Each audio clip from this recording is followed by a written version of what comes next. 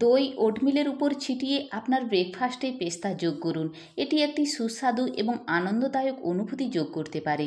আপনার সকালের খাবারের পুষ্টিগুণ বাড়িয়ে তুলতে পারে। স্বাদ এবং পুষ্টির সুবিধার জন্য স্যালাডে পেস্তা যোগ করুন। প্রোটিনের একটি চমৎকার উৎস হচ্ছে পেস্তা বাদাম। ফসফরাস, পটাশিয়াম, সোডিয়াম, কপার, ম্যাগনেসিয়ামের দারুণ উৎস। পাশাপাশি রয়েছে আরও অনেক পুষ্টিগুণ। অন্যান্য বাদামের তুলনায় পেস্তা বাদামে প্রোটিনের মাত্রা বেশি। এই প্রোটিন পরিপূর্ণ প্রোটিন। পেস্তা বাদামে রয়েছে প্রচুর পরিমাণে ফাইবার। এতে কোলেস্টেরল এবং রক্তচাপ নিয়ন্ত্রণে থাকে, পাশাপাশি কমায় হৃদরোগের ঝুঁকিও। বহু পুষ্টিগুণ রয়েছে পেস্তা বাদামে।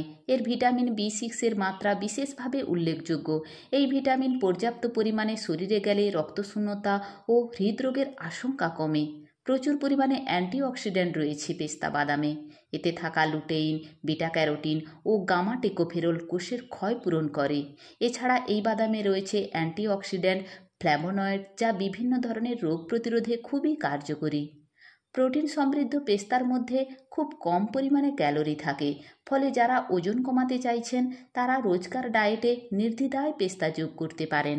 ডায়াবেটিসের রোগীদের জন্য পেস্তা দারুণ উপকারী। এই বাদাম রক্তে শর্করার মাত্রা নিয়ন্ত্রণে রাখে। পেস্তা বাদামে রয়েছে মনোস্যাচুরেটেড ফ্যাট, যা রক্তে এইচডিএল বা গুড কোলেস্টেরলের মাত্রা বাড়াতে ও এলডিএল বা ব্যাড কোলেস্টেরলের মাত্রা কমাতে সাহায্য করে। এদিক থেকে হৃদরোগেরও ঝুঁকি কমে।